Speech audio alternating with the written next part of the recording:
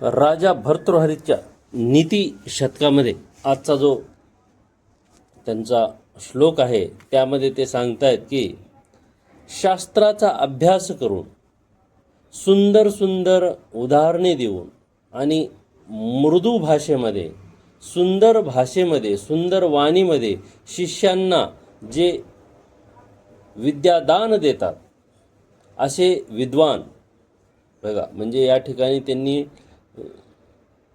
विद्वानांचं वर्णन केलेलं आहे की जे विद्वान हे दुसऱ्यांना शिकवतात, विद्यार्थ्यांना घडवतात, वेगवेगळे अनुभव देऊन त्यांना शिकवलं जातं. अशा विद्वान ज्या राज्यामध्ये असतील आणि त्या राज्यामध्ये ते विद्वान जर निर्धन असतील, म्हणजे त्यांना खाण्यापिण्याची सुद्धा वांदे होत असतील, तर तो जो पराभव आहे तर तो पराभव हा त्या राजाचा आहे.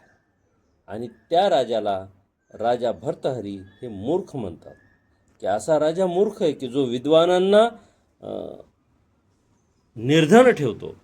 कारण विद्वानांची विद्वत्ता वाढवण्याचं काम ह्या त्या शासनाचं असतं, नव्हे तर शासनानं सहकार्य केलं तरच विद्वान व्यक्ती हे विद्वत्ता आणखीन वाढवण्याचा प्रयत्न करत असतात. आणि विद्वान हे त्या शासनाचे, त्या राज्याचे हे भूषण असतं. म्हणून आपल्या पुरातन जी प्रार्थना आहे त्यामध्ये सांगितलेलं आहे पहा की ब्रह्मन् ब्राह्मण्यो ब्रह्मवर्चसी जायताम.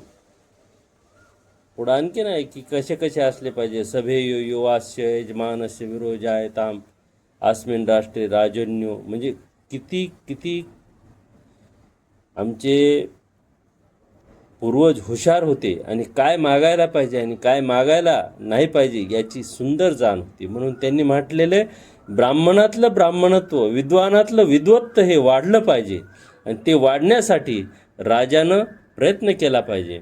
आणि जर त्या राजा त्या विद्वानांची विद्वत्ता ओळखत नसेल, समजा एखादा हिरा आहे आणि तो जव्हाऱ्याकडे नेला आणि त्याची जर किंमत तो कमी करत असेल तर त्या हिऱ्याची किंमत कमी होत नाही तर हिऱ्याची किंमत कमी होत असते. कारण त्याला त्याची समज नाही आहे, त्याला त्याची कदर नाही आहे. म्हणून राजाला सुद्धा विद्वानांची कदर असली पाहिजे आणि त्यांना निर्धन न राहू देता त्यांच्या उदरनिर्वाहाची व्यवस्था करण्याचं काम ह्या त्या शासनाचं असतं, असं आपल्याला राजा भर्तृहरी आपल्या नीती शतकामध्ये सांगतात.